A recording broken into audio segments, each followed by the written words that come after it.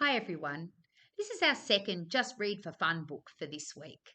I think you might recognise the illustrations in this one though. It's called Mike Mulligan and His Steam Shovel and it's by Virginia Lee Burton.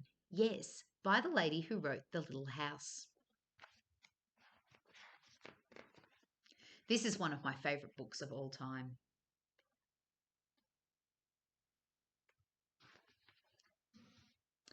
Mike Mulligan had a steam shovel, a beautiful red steam shovel, and her name was Mary Ann. Mike Mulligan was very proud of Mary Ann. He always said that she could dig as much in a day as 100 men could dig in a week. But he had never been quite sure that this was true. Mike Mulligan and Mary Ann had been digging together for years and years. Mike Mulligan took such good care of Mary Ann that she never grew old. It was Mike Mulligan and Mary Ann and some others who dug the great canals for the big boats to sail through.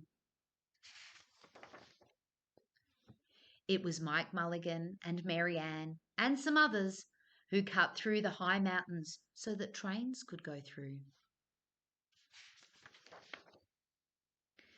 It was Mike Mulligan and Mary Ann and some others who lowered the hills and straightened the curves to make the long highways for the automobiles. Remember, that's a fancy word for cars. It was Mike Mulligan and Mary Ann and some others who smoothed out the ground and filled in the holes to make the landing fields for aeroplanes. And it was Mike Mulligan and Mary Ann and some others who dug the deep holes for the cellars of the tall skyscrapers in the big cities. When people used to stop and watch them, Mike Mulligan and Mary Ann used to dig a little faster and a little better. The more people stopped, the faster and the better they dug. Some days they would keep as many as 37 trucks busy taking away the dirt that they had dug. This scene reminds me a bit of the city in The Little House too.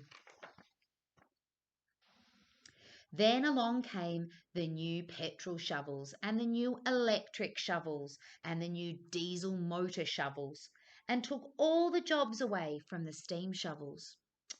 Mike Mulligan and Mary Ann were very sad. It says on the fence, no steam shovels wanted. All the other steam shovels were being sold for junk or left out in old gravel pits to rust and to fall apart. But Mike loved Mary Ann, and he couldn't do that to her. He had taken such good care of her that she could still dig as much in a day as 100 men could dig in a week. At least he thought she could, but he wasn't quite sure. Everywhere they went, the new gas shovels and the new electric shovels and the new diesel motor shovels had all the jobs. No one wanted Mike Mulligan and Mary Ann any more. Then one day, Mike read in a newspaper that the town of Popperville was going to build a new town hall. We are going to dig the cellar of that town hall, said Mike to Mary Ann, and off they started. They left the canals and they left the railroads and the highways and the airports and the big cities where no one wanted them anymore, and they went away out into the country. They crawled along quite slowly, up the hills and down the hills, till they came to the little town of Popperville. When they got there, they found that the selectmen, that's like the councilmen, were deciding who should dig the cellar for the new town hall. Mike Mulligan spoke to Henry B. Swap, one of the councilmen. I heard, he said, that you are going to build a new town hall. Mary Ann and I will dig the cellar for you in just one day. What? Said Henry B. Swap. Dig the cellar in a day? It would take 100 men at least a week to dig the cellar for our new town hall. Sure, said Mike, but Mary Ann can dig as much in a day as 100 men can dig in a week, though he had never been quite sure that this was true. Then he added, If we can't do it, you won't have to pay." Henry B. Swap thought that this would be an easy way to get part of the cellar dug for nothing, so he smiled in rather a mean way and gave the job of digging the cellar of the new town hall to Mike Mulligan and Mary Ann. They started in early the next morning, just as the sun was coming up. Soon a little boy came along. "Do you think you'll finish by sundown?" he asked Mike Mulligan. "Sure," said Mike, "if you stay and watch us. We always work faster and better when someone is watching us." So the little boy stayed to watch. Then Mrs. McGillicuddy, Henry B. Swap, and the town constable came over to see what was happening, and they stayed to watch. Mike Mulligan and Mary Ann dug a little faster and a little better. This gave the little boy a good idea. He ran off and told the postman with the morning mail, the telegraph boy on his bicycle, the milkman with his cart and horse, the doctor on his way home, the farmer and his family coming into town for the day, and they all stopped and they all stayed to watch. That made Mike Mulligan and Mary Ann dig a little faster and a little better. They finished the first corner neat and square, but the sun was getting high. Clang, clang, clang! The fire department arrived. They had seen the smoke. They thought there was a fire. Then the little boy said, "Why don't you stay and watch?" So the fire department of Popperville stayed to watch Mike Mulligan and Mary Ann. And when the children heard the fire engine in the school across the street, they couldn't keep their eyes on their lessons. So the teacher called a long recess and the whole school came out to watch. That made Mike Mulligan and Mary Ann dig still faster and still better. They finished the second corner neat and square, but the sun was right up at the top of the sky. Do you know what time of the day it is when the sun is right up overhead? It's around midday, so it's getting close to lunchtime at this point. Now the girl who answers the telephone called up the next towns of Bangerville and Bopperville and Kipperville and Copperville and told them what was happening in Popperville. All the people came over to see if Mike Mulligan and his steam shovel could dig the cellar in just one day. The more people came, you guessed it, the faster Mike Mulligan and Mary Ann dug. But they would have to hurry. They were only halfway through and the sun was already beginning to go down. They finished the third quarter neat and square. I wonder if they're going to make it. Never had Mike Mulligan and Mary Ann had so many people to watch them. Never had they dug so fast and so well. And never had the sun seemed to go down so quickly. "Hurry, Mike Mulligan, hurry, hurry!" shouted that first little boy. "There's not much more time."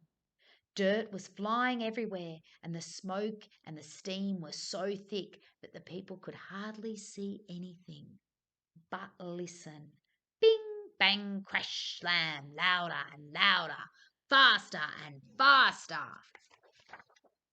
Then suddenly it was quiet.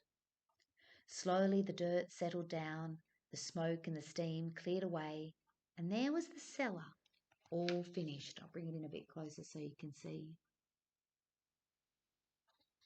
4 corners, neat and square, 4 walls straight down, and Mike Mulligan and Mary Ann at the bottom, and the sun was just going down behind the hill. "Hooray!" shouted the people. "Hooray for Mike Mulligan and his steam shovel! They have dug the cellar in just one day." Suddenly, the little boy said, "But how are they going to get out?" "That's right," said Mrs. McGillicuddy to Henry B. Swap. "How is he going to get his steam shovel out?" Henry B. Swap didn't answer, but he smiled in rather a mean way. Then everybody said, "How are they going to get out? Hi, Mike Mulligan, how are you going to get your steam shovel out? Mike Mulligan looked around at the 4 square walls and the 4 square corners, and he said, "We've dug so fast and we've dug so well that I quite forgot to leave a way out." Nothing like this had ever happened to Mike Mulligan and Mary Ann before, and they didn't really know what to do.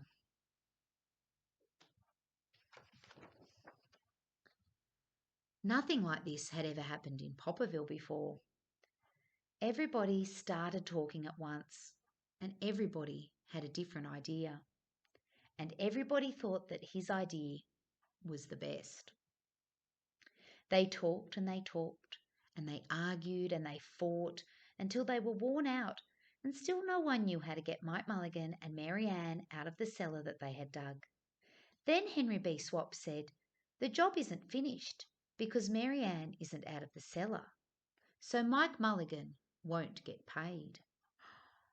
And he smiled again in rather a mean way. Now the little boy, who had been keeping very quiet, had another good idea. He said, "Why couldn't we leave Mary Ann in the cellar and build the new town hall above her? Let her be the fire or the furnace for the new town hall, and let Mike Mulligan be the janitor." So that's the person who looks after the town hall. "Then you wouldn't have to buy a new furnace, and we could pay Mike Mulligan for digging the cellar in just one day." "Why not?" said Henry B. Swap, and smiled in a way that was not quite so mean. "Why not?" said Mrs. McGillicuddy. "Why not?" said the town constable. "Why not?" said all of the people. So they found a ladder and climbed down into the cellar to ask Mike Mulligan and Mary Ann. "Why not?" said Mike Mulligan. And so it was decided, and everybody was happy. They built the new town hall right over Mike Mulligan and Mary Ann, and it was finished before winter.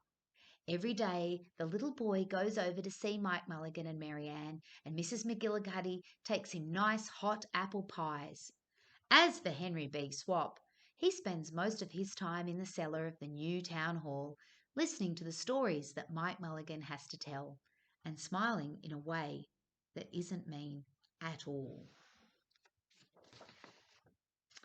Now, when you go to Popperville, be sure to go down to the cellar of the new town hall.